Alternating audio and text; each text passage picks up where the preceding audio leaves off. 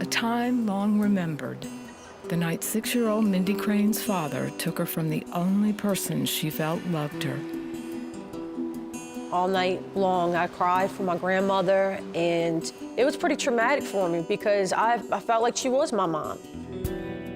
4 years had passed since Mindy and her 2 sisters moved in with their grandmother after their real mother walked out. Now that her dad remarried, they would be living with him, his new wife, and her 3 children. Neither her dad nor stepmother had time for Mindy. I was feeling very rejected and abandoned growing up and being in that family. I just wanted to be loved unconditionally. I wanted somebody to really love me and spend time with me.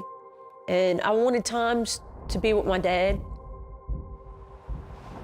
She was also suffering from depression. I had a lack of identity. I felt like my mom didn't want me. I felt like I really didn't fit in with my family. My dad was never there. I just felt worthless. I felt like I didn't have any worth. I felt like I just wasn't good enough. At 11 years old, she took some pills she found in the medicine cabinet in the first of many failed suicide attempts. I really wanted to die. I didn't really know what the pills were going to do to me, to be honest with you. And I would take as many of them as I thought I needed to die. At one point, she was prescribed medication, but it didn't help. As a teenager, she turned to drugs and alcohol. I didn't care anymore, really. I felt like I was numbing myself from all the pain and all the hurt. I started rebelling. I started trying to find my value and my self-worth in the attention of men. I was getting attention that I thought that I wanted. Wanting to escape her home life, Mindy got a fast food job at 16. She was working when someone she knew told her that being a stripper could be her ticket out. She pulls up in her red convertible Corvette. She says, "How would you like to go from making $4.90 an hour to $490 a day?" Man, that would be awesome. She ran away from home, dropped out of school, and used a fake ID to get a job dancing at a club. She had money and independence from her parents, but it came at a cost: her dignity. There were times when I would feel like, man, this isn't right, but if I do just enough drugs and alcohol, I could kind of drown out my conscience so that I could do it, and it becomes the norm for you. Pregnant at 17, Mindy gave up drugs and dancing temporarily. But as a single mom, she felt stripping was her only option. I needed a job where I could pay somebody to watch my child and be able to spend as much time with my kid as I could and be able to afford to take him to go do things, and that was a trap for me. In her 20s, she met and married Lance, and they had 2 daughters. Again, she felt the money she made stripping provided the home life she'd always desired. Family was a real big thing with me, so I wanted to make my own family be the type of family that I never had. Even then, she couldn't escape the overpowering sense of shame or the drugs she used to cover it. Then a friend started telling Mindy about God and invited her to a church small group.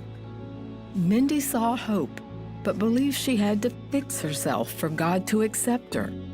And I just felt like, eventually I'll grow out of this stuff. Eventually I'll be religious. He'll be happy with me. And so that's what it looked like for me, to have a relationship with God. If I just could be good enough, he would accept me. But she continued doing drugs and dancing.